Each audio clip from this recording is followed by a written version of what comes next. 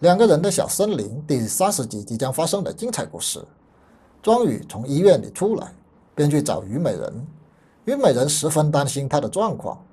当庄宇把落在虞美人头上的花瓣捡走后，虞美人才发现庄宇的袖扣居然是扣上的，不禁惊讶于他是如何做到的。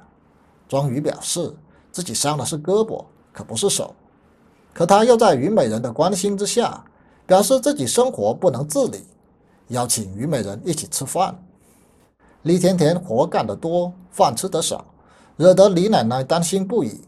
李甜甜其实是因为静熙的事伤怀，她找了个理由早早出门，脚却像有自己的想法，带着李甜甜来到静熙上次约见她的凉亭里。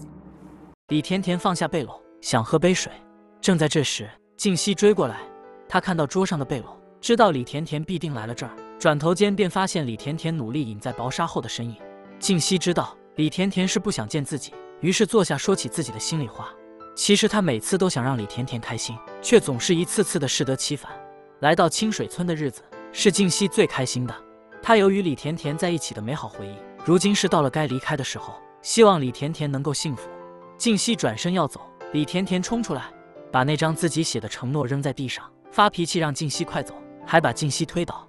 李甜甜发现静熙裤腿里的钢骨，这才知道静熙已经失去一条腿，不禁心疼地哭起来。原来1年前静熙来找李甜甜，李甜甜拒而不见，静熙在门口苦等一晚，后来开车过于疲劳，出了事故，失去了一条腿。静熙躺了几个月后，身体开始慢慢恢复，于是努力复健，这才来找李甜甜。静熙之所以不说，只是不希望道德绑架李甜甜，她希望李甜甜能够从心底原谅她。两人说开之后，相拥在一起。虞美人因为与吕简有约在先，便想支开庄宇，没想到吕简故意跟庄宇打招呼，这让知道虞美人是跟吕简去吃饭的庄宇很是郁闷。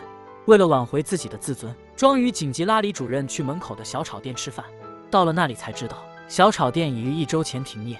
李主任带庄宇去别的饭店吃饭，净点一些青菜，这让庄宇敏锐地感觉到，向来爱吃肉的李主任改变爱好，那肯定是在谈恋爱。李主任自认颇有心得，将一本秘籍借给庄宇，让他好好参考一下。庄宇回到家里，解下纱带，把家里好生整理了一下，不仅拖了地，还给绿植修了枝。虞美人认为是自己伤到庄宇的自尊，过来示好，正好撞见庄宇要出门倒垃圾，他的左手毫无问题。虞美人惊讶的目光让庄宇意识到要露馅，庄宇话也不说一句，立即回房重新挂上纱带，还用垃圾遮遮掩掩。虞美人以为庄宇很生气，赶紧去替他扔垃圾示好，但庄宇还是没给他好脸色，转身回房。原来庄宇的内心也很复杂，他以为自己露馅，不禁想起当日自己被打中的事放在口袋里的番茄罐。当医生要求他挂绷带的时候，还觉得小题大做。后来是在听到虞美人焦急的问话，还有他不否认是自己妻子的情况下，突然福至心灵，干脆坐着护士推的轮椅，装作受伤不轻的样子被推出来。虞美人重新买了纱布回来，要给庄宇换药，而理由也帮庄宇想好了，就是他不想麻烦别人。庄宇不好明说，却又不能心安理得，就找个睡觉的借口回房。没想到虞美人追进来，还一不小心带着庄宇倒在床上。庄宇借着虞美人要给他换药，要脱衣服，这可把虞美人给羞得不行，赶紧落荒而逃。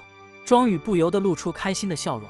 静熙终于拿到李甜甜那张无条件原谅他的承诺书，他满心欢喜，与李甜甜重新相拥。两人说开后，都懊悔失去的这段时光，明明可以解释，却要互相误会。